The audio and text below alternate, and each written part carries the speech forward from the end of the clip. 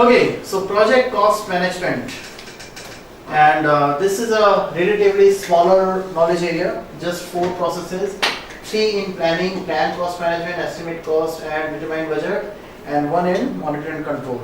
And what we are going to learn here is why manage cost and what are the characteristics of cost in a project. So why manage cost? I mean, these points needs no explanation. Why manage cost? That is the whole purpose of doing a project. For everyone, no matter what you do, everything goes down to money. I mean, at least in companies. Okay. Some of the issues that you face is the cost per input and service changes. Of course, the raw material cost is a volatile cost, cost which is beyond our control. It can change, and your estimation. There are so many factors which actually can impact your estimation or your original estimation.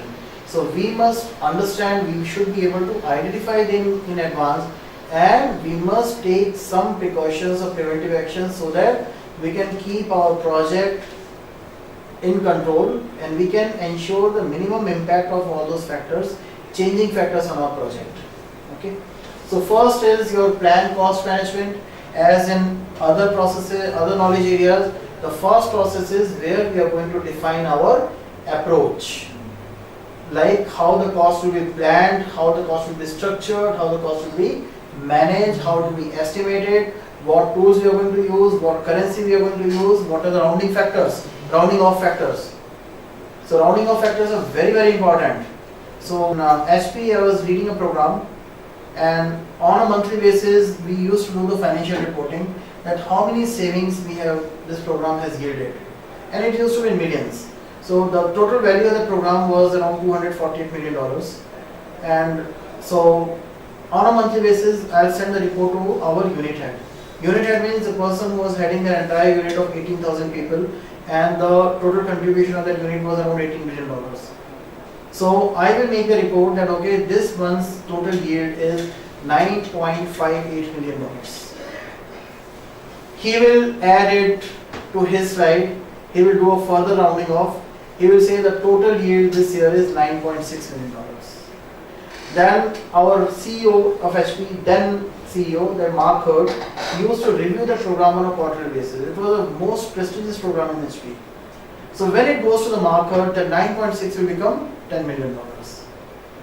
So just by rounding off, it was getting an impact. The difference of almost $420,000.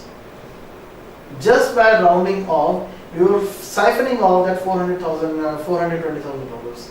So that is very important that you agree and identify to what extent you are going to do the rounding off factor. If you are saying 99.5 rupees, 99.99 rupees 50 paisa to 100 rupees, won't make much of the difference, or actually insignificant difference. But if you say that 99,500 rupees to 1 lakh, it will have some impact. When you say 99 lakhs 5,000 50,000, you are rounding it off to 1 crore, that will have an impact of 50,000. So that is something that people actually overlook, and that you must take care of. Level of precision, the degree to which the activity cost will be rounded up or down. Accuracy, in duration definitely the accuracy is needed, but in cost you need further level of accuracies. You need it to be more accurate than that, because duration of 1 day or 2 day, variance of 1 day or 2 day can be accommodated, can be adjusted, but the variance of some significant amount of dollar cannot be adjusted so easily.